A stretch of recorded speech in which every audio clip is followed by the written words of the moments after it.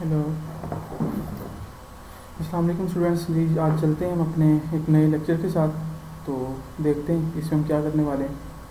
पिछले में हमने जैम का देखा था कि जैम क्या चीज़ होती है, सर्वर सॉफ्टवेयर क्या होते हैं, दूसरे ऑनलाइन सॉफ्टवेयर क्या होते हैं, और डेस्कटॉप बेस कौन से होते हैं, किस तरह उनकी रनिंग होती है और क्या क्या चीज़ें हमें रिक्वायर्ड होती है उनको चलाने के लिए। तो इसमें हम ये देखेंगे कि मॉडल व्यू और जो कंट्रोलर हैं उनमें जो वर्किंग हुई होती है वो कैसे होती है। मतलब डायरेक्टली वहाँ पे कोड पे फोकस करेंगे, कोड क्या चीज़ है, किस तरह से रनिंग हो रही है, और डिफरेंट पेजेस का मैं आपको कोड समझा दूँगा। उससे पहले मैं आपको अबाउट अस का कोड समझा चुका हूँ, कॉन्टैक्ट का पेज भी मैं आपको समझा चुका हूँ। और अगर इनमें कोई मज़ीद आपको एक्सप्लेनेशन की ज़रूरत हो तो प्लीज़ मुझे बता दीजिएगा कमेंट में, मैं आपको ज़रूर वो बता दूँगा दोबारा से। और आज हम देखते हैं कि रजिस्ट्रेशन का पेज देख लेते हैं या फिर लॉगिन का पेज देख लेते हैं। तो रजिस्ट्रेशन पे जब मैं क्लिक करता हूँ तो मेरे पास ये चीज़ आती है। सबसे पहले आप यूआरएल देखें, यूआरएल में है लॉगिन और उसके बाद है प्री साइनअप। ये जो लॉगिन है ये हमारा कंट्रोलर का नाम है और प्री साइनअप उसमें फंक्शन का नाम है। तो अब मैं देखता हूँ जाके मैं इसको ओपन करता हूँ और ये मेरे पास आपका प्रोजेक्ट ओपन हुआ है। और यहाँ से जाके मैं कंट्रोलर और कंट्रोलर में से लॉगिन का कंट्रोलर और इसमें प्री साइनअप का ये मेरे पास फंक्शन पड़ा है।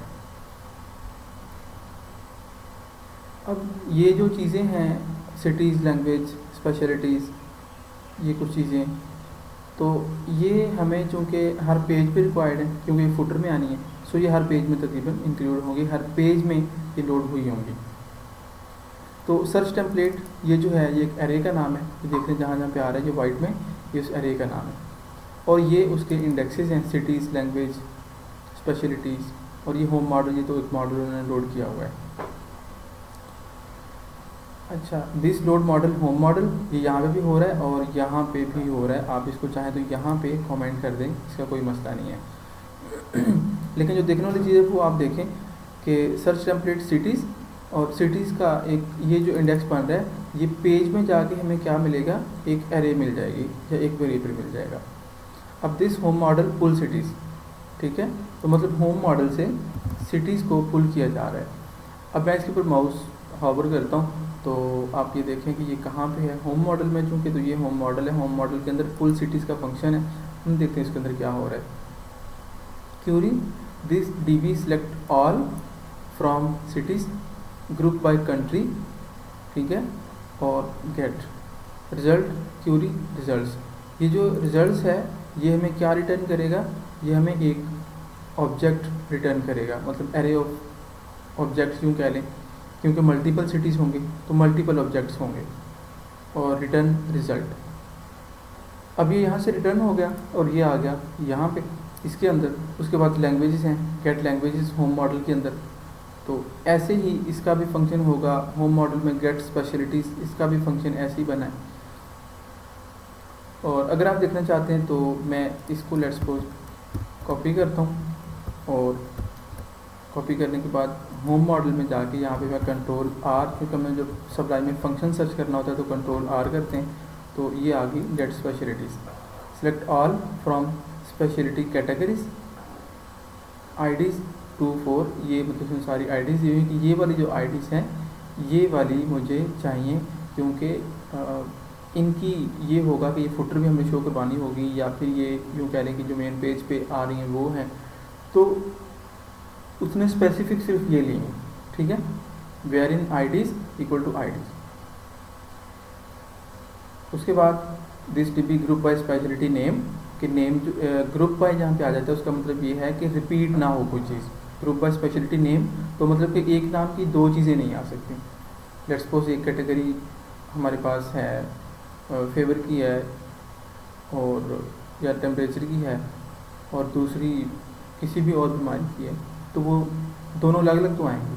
लेकिन अगर एक कैटेगरी 2 दफ़ा है या एक स्पेशलिटी 2 दफ़ा है तो वो 2 दफ़ा नहीं आएगी, वो जस्ट एक दफ़ा आएगी।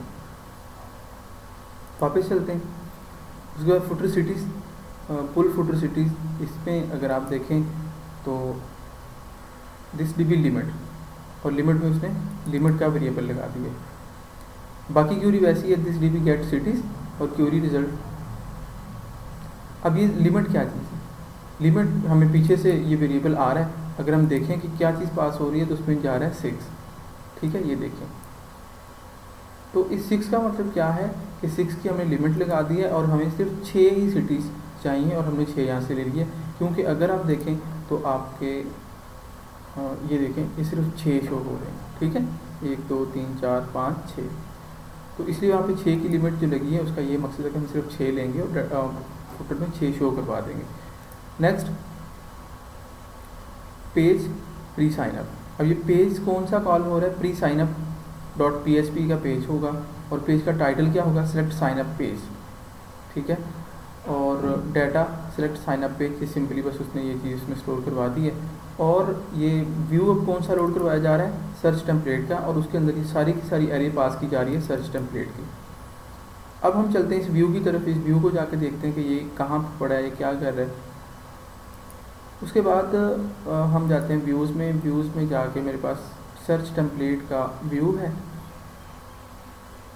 और जब मैं इसको, ये पड़ा है मेरे पास सर्च टेम्पलेट, इसको जब मैं ओपन करता हूँ तो मेरे पास ये चीज़ आ जाती है। इसमें सबसे पहले उसने सेटिंग गेट की हुई है, उसके बाद लैंग्वेज आईडी इसने लिया हुआ है, गेट लैंग्वेज उसने गेट की हुई है, टेक्स्ट फाइल, ठीक है, ये भी लैंग्वेज की फ़ाइल होगी, एक्सटेंशन डॉट PHP मतलब इस फाइल की होनी चाहिए, include admin include text file dot extension, text file mean ये जिस फाइल का नाम है वो डॉट PHP, तो ये फाइल यहाँ पे इंक्लूड हो जाएगी। वो फुटर हो सकता है, हेडर हो सकता है, लैंग्वेज की फ़ाइल हो सकती है, कोई भी लाइब्रेरी हो सकती है। उसके बाद इस पेज का अपना जो कंटेंट है वो स्टार्ट होता है, ये HTML यहाँ से स्टार्ट हो रही है, और उसके बाद व्यू, कौन सा व्यू लोड हुआ जा रहा है, टेम्पलेट्स के अंदर हेडर स्क्रिप्ट, ठीक है। तो टेम्पलेट का ऊपर मेरे पास फोल्डर होगा, ये टेम्पलेट का फोल्डर है, इसके अंदर हेडर स्क्रिप्ट ये पड़ा है मेरे पास, हेडर स्क्रिप्ट। तो इसमें सिर्फ सारे के सारे जो हैं CSS की फाइल्स हैं और JS की फाइल्स ये इंक्लूड होंगी। ये मेरे पास CSS की फाइल्स यहाँ तक एंड हो जाती हैं, और ये सारी की सारी CSS की फाइल्स हैं, इनमें JS की फाइल्स नहीं है, JS की फाइल्स फुटर में होंगी। उसके बाद ये बॉडी स्टार्ट हो रही है, बॉडी स्टार्ट होगी, थीम का कलर, ये जो भी उसकी मतलब कॉन्फ़िगरेशंस हैं वो उसने लेके, तो उसके बाद उसने क्या किया, this dot view template common header menu. Common header menu में क्या होगा, जो हेडर का हमारे पास मेन्यू आ रहा है वो होगा this dot view search bar, जो सर्च बार आनी है वो, दिस डॉट व्यू पेज। अब ये पेज कौन सा है, ये पेज आपके पास वेरिएबल मिल रहा है, और ये पेज हमारे पास आया है यहाँ से, ये वाला पेज, और उस पेज का नाम है pre sign up, so pre sign up dot PHP यहाँ पे इंक्लूड हो जाएगा। उसके बाद टेम्पलेट फुटर और टेम्पलेट फुटर स्क्रिप्ट। अब टेम्पलेट फुटर को देख लेते हैं, ये मेरे पास है फुटर, फुटर में सिंपल ये फुटर पड़ा हुआ है, और फुटर स्क्रिप्ट कहाँ पे है, ये मेरे पास होगा, ये फुटर स्क्रिप्ट है। अब इसके अंदर ये सारी की सारी JS पड़ी है जो कि हमने वहाँ पे इंक्लूड करवानी है, और कुछ jQuery का कोड यहाँ पे कस्टम लिखा हुआ है, ठीक है, तो ये वहाँ पे इंक्लूड हो जाएगा।